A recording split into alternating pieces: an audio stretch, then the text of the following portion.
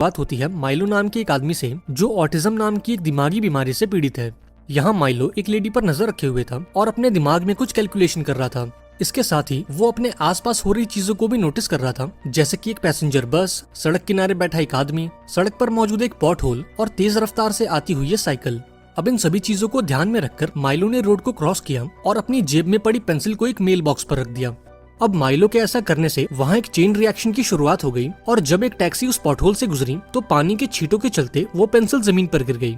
अब जमीन पर गिरी इस पेंसिल को देखकर सड़क किनारे बैठा ये आदमी उसे उठाने गया, पर अगले ही पल वो साइकिल वाला इस आदमी से टकरा गया और यहाँ एक छोटा सा एक्सीडेंट हो गया। अब इस हादसे के चलते बस में मौजूद ड्राइवर का ध्यान भटक गया और उसने ये नहीं देखा कि सिग्नल पर रेड लाइट जल चुकी है।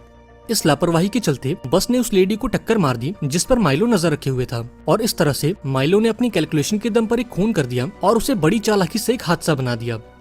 अब अगले सीन में हम ओलिविया नाम की एक लड़की को देखते हैं जो FBI के फ्रिंज डिपार्टमेंट में काम करती है। आज ओलिविया काफी दिनों बाद काम पर लौटी है क्योंकि पिछले मिशन के दौरान उसके सर में थोड़ी चोट आ गई थी और इसलिए ओलिविया को एक लंबी छुट्टी पर भेजा गया था। अब जब ओलिविया हेडक्वार्टर्स पहुंची तब चार्ली नाम के एक दूसरे ऑफिसर ने उसका वेलकम किया। चार्ली इन सभी का हेड है और इस पूरे डिपार्टमेंट का सुपरवाइजर भी। इसके बाद हम FBI के चीफ बिशप को देखते हैं जो अपने ऑफिस में किसी से बातें कर रहा था। अब यहाँ यह खुलासा होता है कि ओलिविया एक असली इंसान नहीं बल्कि एक क्लोन है और उसे दूसरे यूनिवर्स से बुलाया गया है। चीफ ने ऐसा इसलिए किया था क्योंकि पिछले मिशन के दौरान ओलिविया की जान चली गई थी।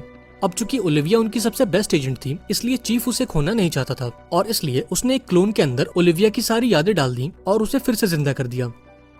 अब थोड़ी देर बाद डिपार्टमेंट के लोगों को उस हादसे की खबर लगी जहां एक बस ने एक औरत को टक्कर मार दी थी। यहाँ चार्ली सभी को बताता है कि पिछले एक हफ्ते में ऐसे हादसों की खबरें 2 बार आ चुकी हैं और हो ना हो इसके पीछे जरूर किसी इंसान का हाथ है। अब थोड़ी देर बाद ये सभी उस लोकेशन पर पहुंचे और वहाँ मौजूद लोगों से पूछताछ करने लगे। इस इन्वेस्टिगेशन को ली नाम का एक ऑफिसर लीड कर रहा था जिसका चेहरा पूरी तरह से जला हुआ था। यहाँ चार्ली ने उस डेड बॉडी की जांच की और उसके फिंगरप्रिंट से ये पता लगाया कि मरने वाली औरत का नाम जूलियन फॉस्टर है। वहीं दूसरी तरफ ओलिविया ने उस बस ड्राइवर से कुछ पूछताछ करी जिस पर ड्राइवर ने उसे बताया कि उसके आज तक के करियर में उसने एक छोटे से जानवर तक को नहीं मारा और वो खुद भी हैरान है कि उससे इतनी बड़ी गलती कैसे हो गई। इधर जांच के दौरान ली को क्राइम सीन पर वो पेंसिल दिखाई दी जो उसे पूरी तरह से हैरान कर गई।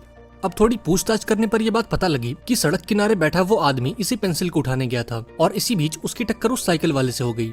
अब ये सुनकर ली समझ गया कि इस पूरे फसाद की जड़ ये पेंसिल है और इसी ने उस चेन रिएक्शन की शुरुआत की होगी जिसके चलते उस औरत की मौत हो गई। इसके बाद ये सभी लोग हेडक्वार्टर्स पहुंचे जहां ली और चार्ली पिछले हफ्ते हुए हादसों में कोई कनेक्शन ढूंढने की कोशिश करने लगे। अब पहले तो इन हादसों में इन्हें कोई कनेक्शन नहीं मिला, लेकिन जब ली ने इन फोटोज को ध्यान से देखा तो उसे इन फोटोज में वो पेंसिल कॉमन दिखाई दी और इससे उसका शक यकीन में बदल गया कि इन दोनों हादसों के पीछे किसी इंसान का हाथ है। इसके बाद ली और चार्ली ने एस्ट्रिड नाम की एक लेडी को बुलाया जो इस फ्रिंज डिपार्टमेंट की एक मैथमेटिशियन है। यहाँ एस्ट्रिड सभी को बताती है कि एक ऐसे चेन रिएक्शन को जन्म दे पाना और उसे अपने फेवर में इस्तेमाल करना किसी भी इंसान के लिए इम्पॉसिबल है। लेकिन अभी वो कुछ और कहती कि तभी इन लोगों को एक और हादसे की खबर मिलती है। खबर मिलते ही ये सभी फौरन उस लोकेशन पर पहुंचे जहां इन्होंने देखा कि इस बार इनका विक्टिम जिंदा बच गया है। अब पूछताछ करने पर यह खुलासा हुआ कि एक छोटा सा कुत्ता अचानक से बस के सामने आ गया जिससे ये बस आउट ऑफ कंट्रोल हो गई। अब इस पूछताछ के दौरान ओलिविया की नजर उस लुढ़कती हुई पेंसिल पर गई और वो फौरन समझ गई कि ये चेन रिएक्शन अभी खत्म नहीं हुआ है। अब जब ओलिविया ने आसपास अपनी निगाहें दौड़ाई तब उसे ब्रिज पर खड़ा माइलो दिखाई दिया। ओलिविया देखती है कि माइलो रोड के उस पार एक आदमी को देख रहा है जो हेडफोन लगाए रोड को क्रॉस करने की कोशिश कर रहा था, पर तभी सामने से आ रही एम्बुलेंस ने इसे टक्कर मार दी और इस आदमी की मौके पर ही मौत हो गई। ये देखते ही ओलिविया ने अपने टीम मेंबर्स को इसकी सूचना दे दी और फौरन माइलो की ओर भागी। अब ओलिविया को अपनी तरफ आता देख माइलो ने कुछ हिसाब किताब लगाया और पास में पड़ी एक साइकिल को पुल से नीचे फेंक दिया। अब माइलो के ऐसा करते ही सामने से आ रही बस ने अपना रास्ता बदल दिया और सीधा उस ब्रिज की तरफ बढ़ने लगा जिसके ऊपर माइलो खड़ा था।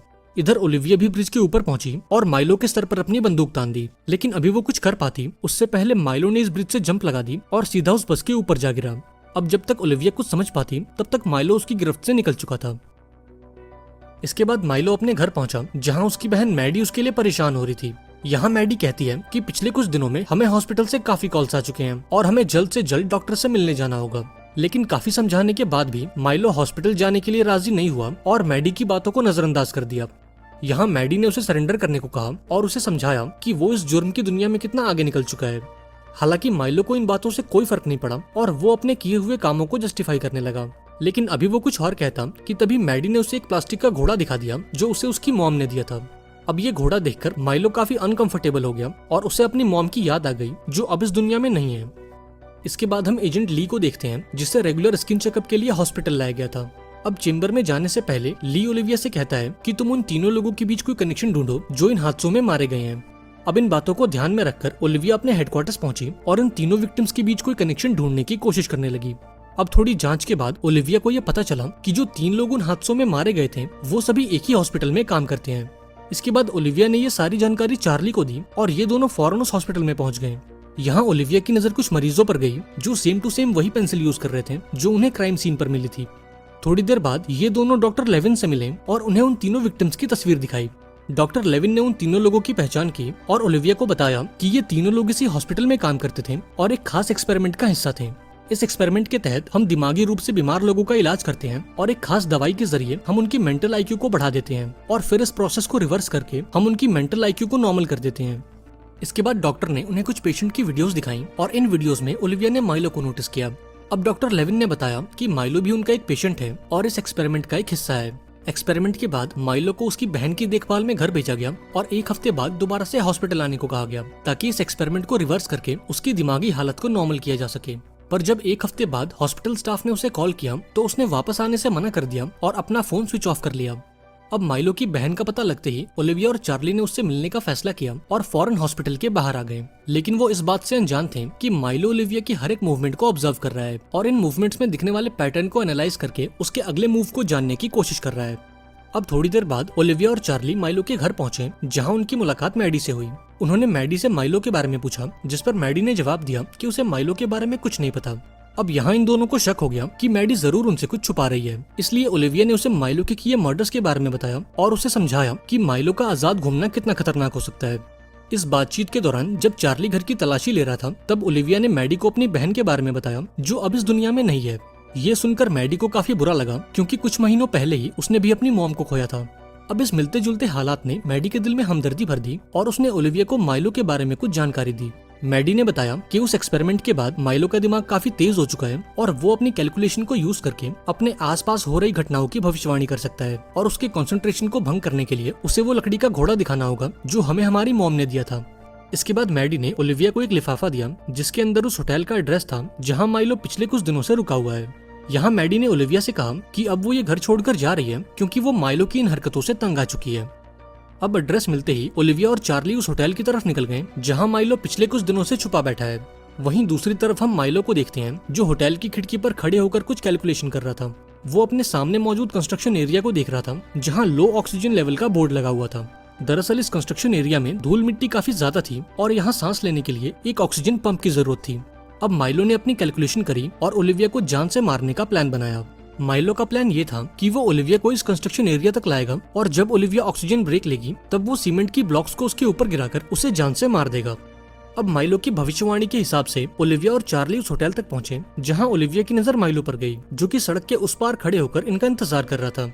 अब ओलिविया को देखते ही माइलो उस कंस्ट्रक्शन एरिया की तरफ भागा और ये देखकर ओलिविया भी उसका पीछा करने लगी।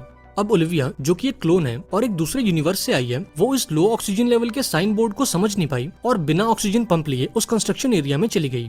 अब ओलिविया के ऐसा करने से माइलो की सारी कैलकुलेशन गलत हो गई और जिन ब्लॉक्स के नीचे दबाकर वो ओलिविया को मारना चाहता था ओलिविया उनसे भी बच निकली। अब अपनी कैलकुलेशन को गलत होता देख माइलो पूरी तरह से शॉक हो गया और अंत में ओलिविया के हाथों पकड़ा गया। लेकिन पर्याप्त ऑक्सीजन न मिलने के चलते ओलिविया को सांस लेने में तकलीफ होने लगी और वो सीधा जमीन पर जा गिरी। ये देखकर माइलो ने भागने की कोशिश की लेकिन लास्ट मोमेंट पर चार्ली वहाँ पहुँच गया। यहाँ उसने माइलो पर अपनी बंदूक तान दी और ओलिविया को ऑक्सीजन देकर उसकी जान बचाई। अब इस पूरी भागदौड़ के बाद चार्ली ने ओलिविया से पूछा कि तुम बिना ऑक्सीजन पंप लिए उस एरिया में क्यों चली गई। इस पर ओलिविया ने जवाब दिया कि माइलो को पकड़ने की जल्दबाजी में उसका ध्यान उस साइन बोर्ड पर गया ही नहीं, जबकि सच्चाई तो ये है कि ओलिविया उस साइन बोर्ड को देखकर भी समझ नहीं पाई क्योंकि वो एक क्लोन है और ये साइन बोर्ड उसके लिए बिल्कुल नया है।